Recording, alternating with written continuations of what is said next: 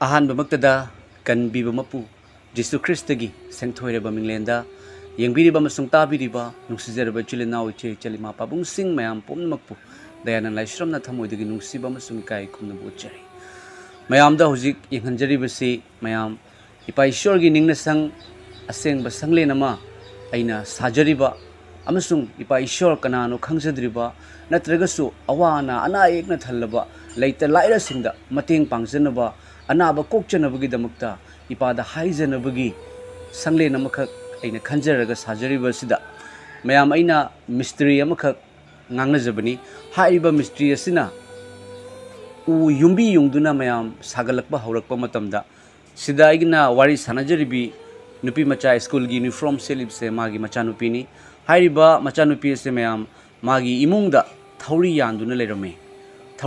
lerami haiduna numit mari mangani nupa se thabak suriba Mistry matai de lepi base mapani Mistry ni mase lakte mayam laktaba matamdagi di aina phone tawbada mana pause haire amasung hairaba matungda numit manga tarunigi matungda mase medical dagi hale aduga aigi yumda aigi dukan sida lakpani laaga mana ingonda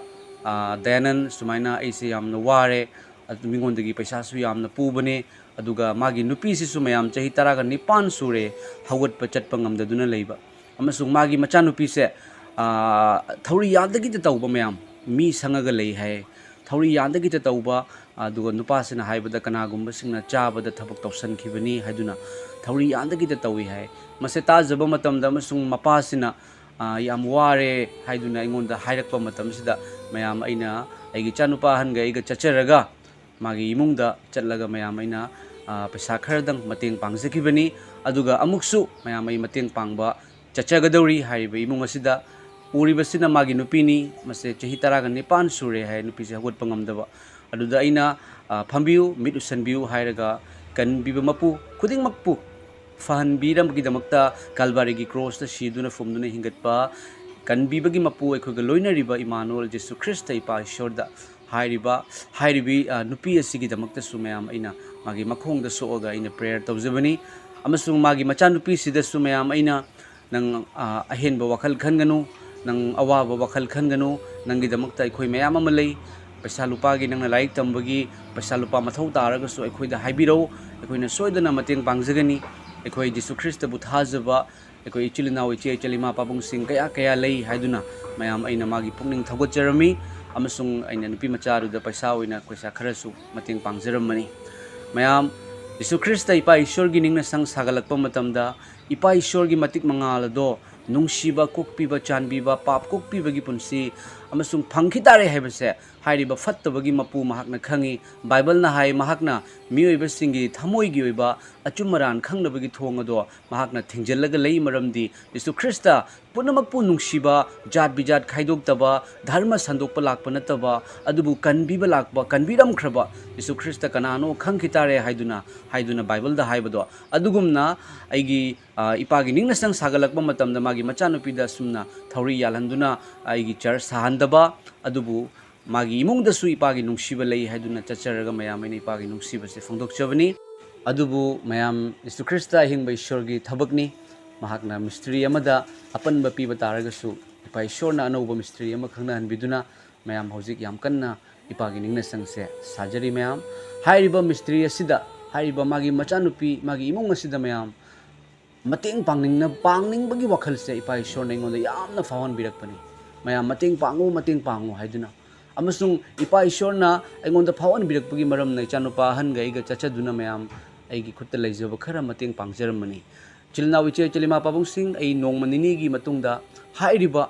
imung asida mayam awaba tariba magi nupi chatpa ngamdraba chahi taraga nipan suna magi machanupi piklibi machanupi sina farsi tawnabagi sinabagi wakhanta khallaga panaduna leiraba mangonda thamoi thaugatnaba mangonda hingbagi asa pinaba Jesu Christa gi nungsiba khangnabagi damakta ai nongma nini gi matungda mayam ai magi imungda kharai chauna mateng pangjagadawri masida kanagumba chilinaw iche singna adumgi thamoidasu mateng pangbiningba leiragadi adom soidana mating pangbiramo haiduna haijage Jesu Christa ipa ishordagi thaujal phangbiu aikoina tebang panbada aikoi bu thambiri base aikoi ipa gi nungsiba ipa gi achumba do takthokna bagi damaktani sina aigini sina moigini haiduna leina bagi damakta natte mayam thagachari mayam chilnau sing aigi Kanbiba Mapu ipa na ngonda sinepiri ba thawgal asida aigi ima pabung iche chilinaw thamoi tingba aigi magi khaidaba Jesu Christa de khoi punamakini haina haiba ichilinaw iche chilima pabung sing mayam ama ipa na pinebibagi damak thagachari mayam gi mateng dagi su ngasi phawda aina mateng pangduna aina ipa gi thawgal tawduna laksabani thagachari mayam aigi GPay number se mayam aidum hapseramge kanagumba singna mateng pangbiningba leiragadi pangpa mateng pangwinasi Jesu Christa gi mafamda jat bijat khaide aigi magi haiba khaide mayam Jesu Christa miyobagi pap ki damakta miyoba pumnamak ki damakta kalbari gi cross ta siduna fumduna hingatpan thagachari mayam ekhoi tawminasi ipagi achumba do ekhoi uthokminasi mayam asini ekhoi dharma sandokpa lakpa nataba pap kokpiba lakpa ipagi ekhoina fatringai gi hena nungsiba ipagi thazubagi mapalna chumhanbiba ipagi thawgal ekhoi tawminasi punsi maka lamna Prabhu Jesu na puno magpuloy na bibo oirasanu magi imong manung da Ishwar gi blessing lakpo oisanu magi nupi chat pangamda base chat pangamagpasu oisanu magi machanupi su Ishwar na thujal pinabiba magi imong da Ishwar gi blessing lakpo oirasanu Prabhu Jesu Christa gi mingda khoram jaribani tabiriba dom puno magpu Ishwar na matam chupagi oina tektakai dana thambibo oisanu Amen Alo pore school jao alo pore porashona koro bujuni amra sahibu dibo nani তুমি কোনো চিন্তা করিও না হ্যাঁ কোনো অন্যদিকে mind divert করে না বুঝলি তোমার স্কুলিংটা ভালো করে হোক জানি যেটা পয়সা লাগে টাকা লাগে আমরা সাহায্য করবো বুঝলি না এখন তোমারে তুমি দিব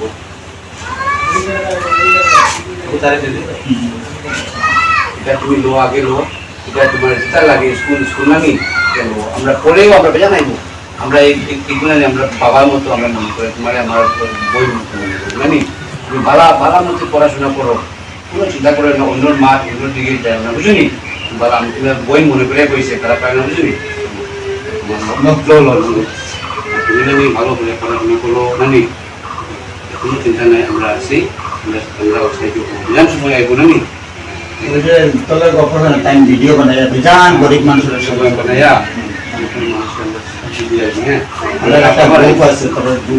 আমার বড় ভাই মনে করে হ্যাঁ বুঝতে পারেন না কমজোর চলো একবার বো तो प्रेयर तो देखो मैं कि दा चोक बोल करो कल्चर कल्चर कॉन्फिडेंस ये लोग का मतलब हमने ये पूजा लक्ष्य पाना की मफंदा जाति जाति काकी सिगी मफंद चट को नंबर से ये तरह के निपान ये चट को नंबर से पाना सिद्धि यीशु ख्रिस्ट की मारिया चट को नंबर से मानो मफंद का पंगल लाखों से Jesu की मति को नाम मत चक्कर लगा मगे चंदा येलम बनारम पुनः नाज़रेत की Jesu